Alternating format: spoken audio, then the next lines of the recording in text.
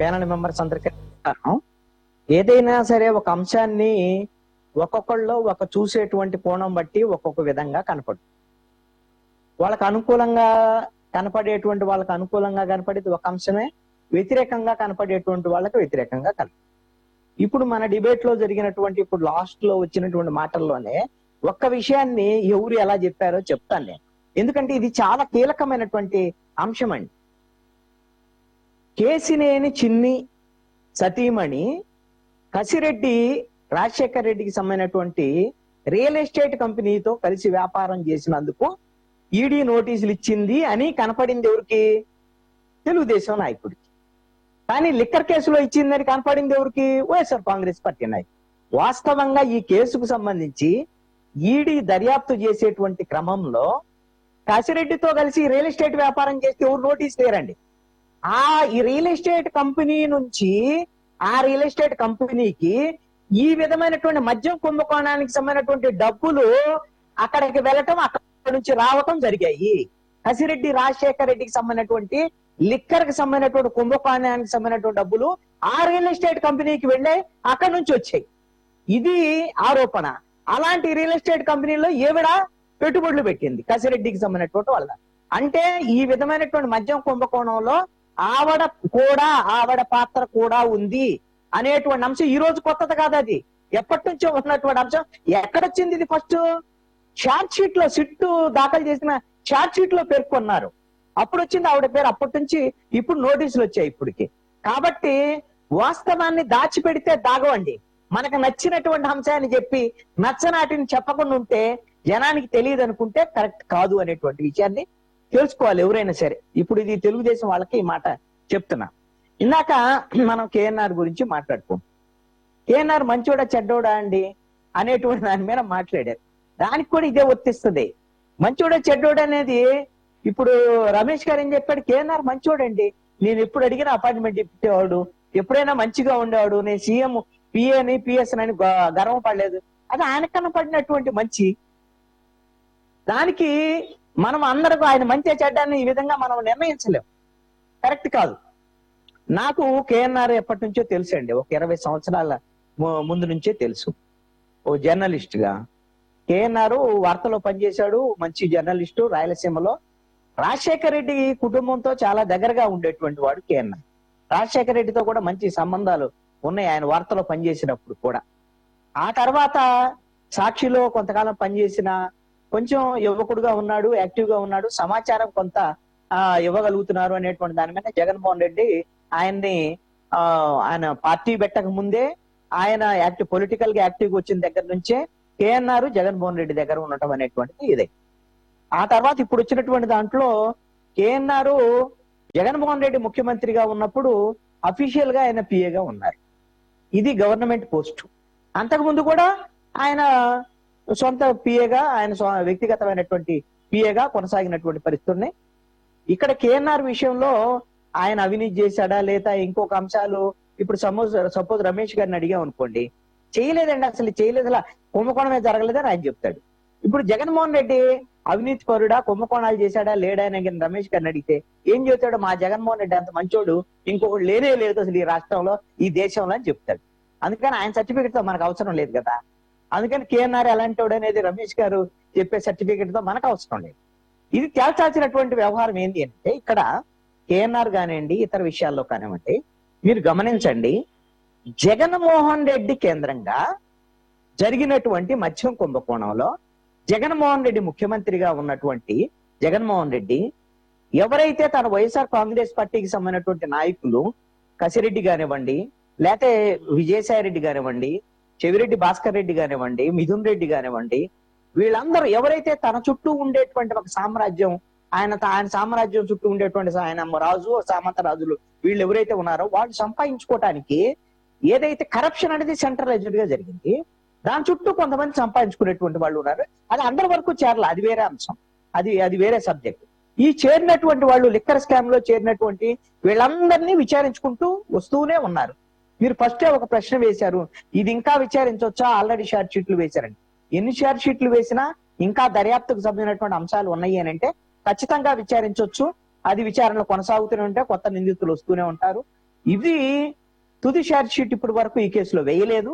తుది short sheet వేసిన తర్వాత కోర్టులో విచారణలో ప్రారంభం అవుతాయి. ఆ తర్వాత అరెస్ట్ సాధ్యమే పని కాదు. ఒకవేళ కోర్టు ఏదైనా గమనించి పలానా ఈ షార్ట్ షీట్ లో ఈ అంశాలు ఉన్నాయి, పలానా నిందితుడు కూడా ఇతను నిందితుడు అవుతాడు, మీరు ఎందుకు విచారించలేదు అతన్ని అని కోర్టు ఫైండ్ అవుట్ చేస్తే వాళ్ళని విచారించేదానికి అవకాశం ఉంటుంది. ఇప్పుడు ఈ కేసులో మాత్రం ఇంకా విచారణలో కొనసాగుతూనే ఉన్నాయి.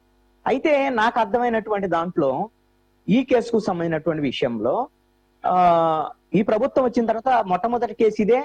నాకు తెలిసి ఇంకా మిగతా కేసులు పెద్ద కేసులు కాదు, ఏ కేసులు లేవులేండి. అది పెట్టినటువంటిది జోగి రమేష్ వీళ్ళు ఇల్సిట్ లిక్కర్ కి సంబంధించినటువంటి ఆ కేసు, అలాంటివన్నీ చిన్న చిన్న కేసులే.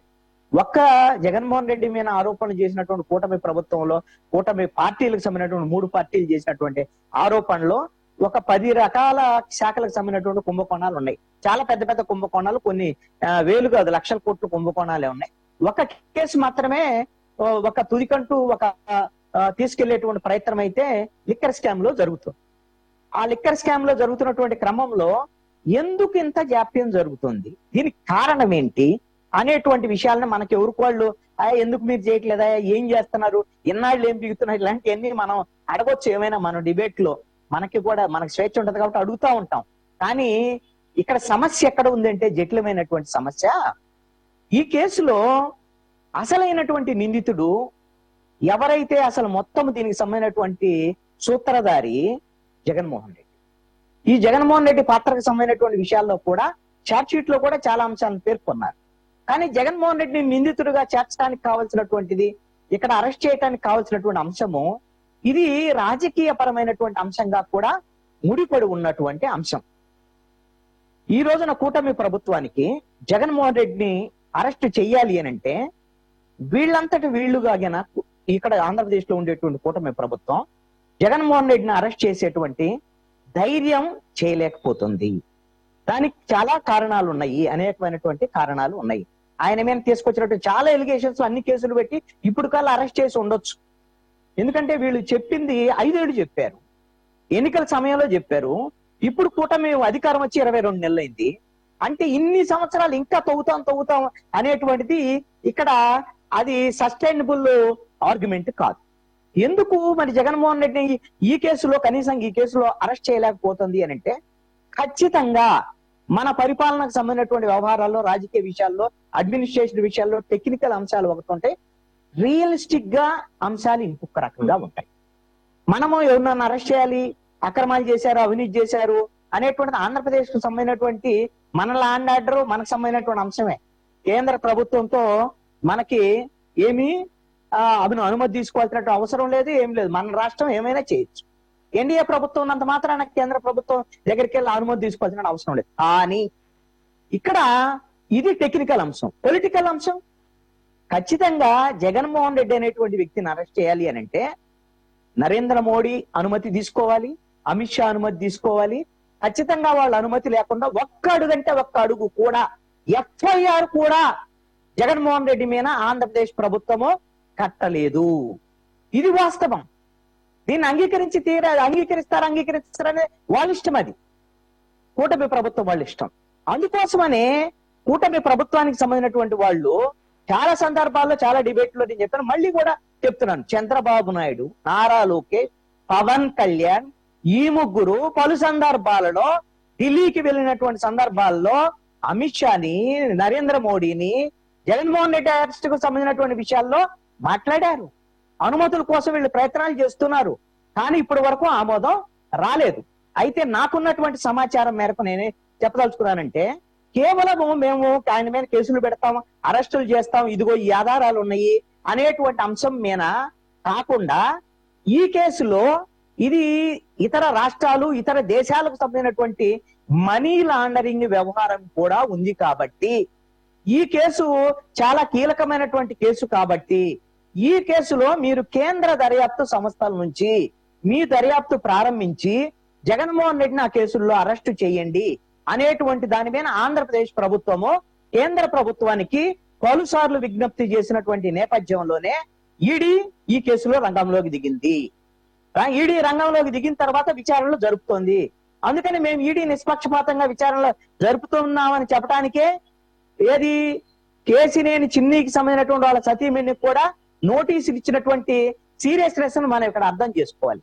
ఆమెని విచారిస్తారు, ఖచ్చితంగా విచారిస్తారు.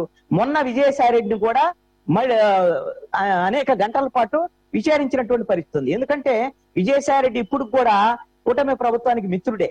ఆయన దగ్గర నుంచి సమాచారమే ఈడీకి అత్యధిక సమాచారం జగన్మోహన్ రెడ్డికి సంబంధించి ఏ విధంగా ఈ కేసులో జగన్మోహన్ రెడ్డి అసలైనటువంటి సూత్రధారి అనేటువంటిది చెప్పగలిగినటువంటి ఏకైక వ్యక్తి చెప్పగలిగినటువంటిది విజయసాయి రెడ్డి మాత్రం. అందుకోసమే విజయసాయి రెడ్డి విషయంలో మొదటి నుంచి అతను నిందితుడు కూడా ఈ కేసులో సిట్టు నమోదు చేసినటువంటి ఎఫ్ఐఆర్ లో విజయసాయి రెడ్డి నిందితుడు కూడా, కానీ అతను అరెస్ట్ చేయాల. కారణం ఏంటి అని అంటే అతని వైపు నుంచి సమాచారము వచ్చేటువంటి అవకాశం ఉంది కాబట్టి అతన్ని సాఫ్ట్ కార్నర్ లో అతని నుంచి సమాచారం తీసుకునేటువంటి ప్రయత్నం చేస్తున్నారు. అయితే మరి ఈ విషయంలో కేంద్ర ప్రభుత్వం నుంచి జగన్మోహన్ రెడ్డిని ఈడీ వాళ్ళ చేతులకి బురద అంటించుకునేటువంటి విధంగా వాళ్ళు అరెస్ట్ చేస్తారా లేదా అనేటువంటి అంశము భవిష్యత్తులో తేలాల్సినటువంటి అంశం.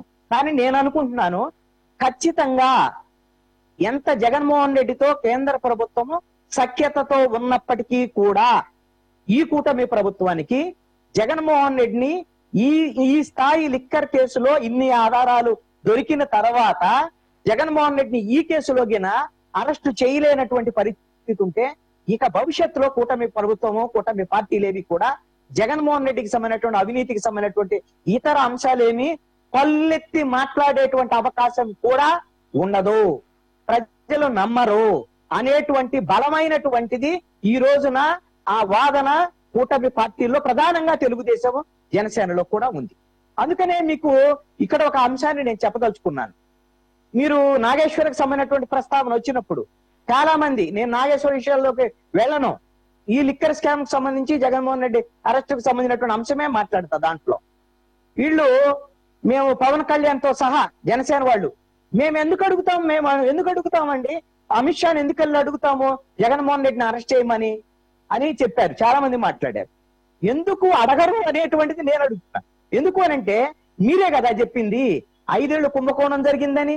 మీరు ఎన్నికల్లో జగన్మోహన్ రెడ్డి కుంభకోణాలకు పాల్పడ్డాడు, అవినీతికి పాల్పడ్డాడు, ఇతన్ని జైలుకు పంపిస్తాం అని చంద్రబాబు నాయుడు చెప్పలేదా? నారా లోకేష్ చెప్పలేదా? పవన్ కళ్యాణ్ చెప్పలేదా?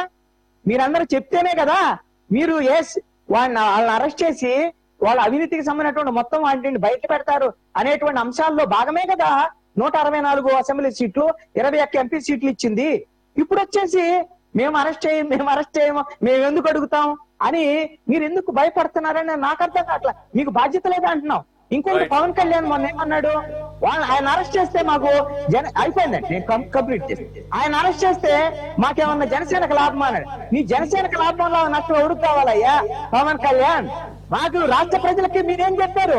కుంభకోణాలు చేశారంటే ప్రజల తప్పులు దొబ్బేసినటువంటి వైఎస్ఆర్ కాంగ్రెస్ పార్టీ జగన్మోహన్ రెడ్డి వాళ్ళని అరెస్ట్ చేసేటువంటి బాధ్యత మీ కుటుంబ ప్రభుత్వానికి కదా. అంటే మీరు రాజకీయ ఉంటే అరెస్ట్ చేస్తాం, రాజకీయ లాభం అరెస్ట్ చేయము, ఇవన్నీ కాదు. ఎలాగో నెక్స్ట్ టాపిక్ లో కూడా అదే ప్రస్తావన వస్తుంది కాబట్టి మీరు మళ్ళీ ఇంకాస్త దాని మీద డీటెయిల్ గా మాట్లాడుతున్నారు. దానిలోకి వెళ్ళండి. అంతనే ఈ కూటమికి సంబంధించినటువంటి విషయంలో ఇప్పుడు లిక్కర్ స్కామ్ లో మీరు చూడండి, నాకు తెలిసి 2026 క్యాలెండర్ మారక ముందే జగన్మోహన్ రెడ్డిని ఈడీ ఎఫ్ఐఆర్ నమోదు చేసి అరెస్ట్ చేస్తారా, లేదు అంటే ఆంధ్రప్రదేశ్ స్ట్రిక్ట్ అరెస్ట్ చేసేటువంటి అవకాశాలు ఉన్నాయనేటువంటిది ఖచ్చితంగా నేను చెప్తున్నాను. 26 క్యాలెండర్ తిరగకతలకే జగన్మోహన్ రెడ్డి అరెస్ట్ జరగకపోతాను. ఇది అనివార్యం. ఆ విధమైనటువంటి సమాచారం ఈ రోజున సిట్ దగ్గర ఉంది, ఈడీ దగ్గర కూడా ఉంది. ఇదేమో రాజకీయ పరమైనటువంటి అంశమో మాకు లడ్డు లాగా జగన్మోహన్ రెడ్డి దొరికాడు మేము వదిలేస్తాం ఇవన్నీ మాటలు ఎందుకు చెప్తున్నారు అని అంటే మేము కక్ష సాధింపులకు వెళ్ళట్లేదు, అంతా చట్టబద్ధంగా సమాచారం మేరకే చేస్తున్నాం అనేటువంటి విధంగా రాజకీయంగా ఇదేదో కక్ష సాధింపని వైఎస్ఆర్ కాంగ్రెస్ పార్టీకి లాభం జరగకుండా ఉండేటువంటి విధంగా జరుగుతుంది తప్ప జగన్మోహన్ రెడ్డి అరెస్ట్ అనేటువంటిది అనివార్యమైనటువంటి పరిస్థితి. ఒకవేళ బలంగా కూటమి పార్టీలు ఆంధ్రప్రదేశ్ లో ఉండే తెలుగుదేశం జనసేన బలం సరిపోక బీజేపీ బలంగా సరిపోయి బీజేపీతో వైఎస్ఆర్ కాంగ్రెస్ పార్టీ కుమ్మక్కైంది, జగన్మోహన్ రెడ్డిని అరెస్ట్ ఆపింది అనేటువంటి సంకేతం గిన వస్తే 29 ఎన్నికల్లో ఆంధ్రప్రదేశ్ లో కూటమి ఓడిపోవటానికి అది కూడా ఒక ప్రధానమైనటువంటి కారణం అవుతుందని నాకు మనం ఏదైతే అనుకుంటున్నామో ఆ అంశం గురించే మాట్లాడదాం. Very important.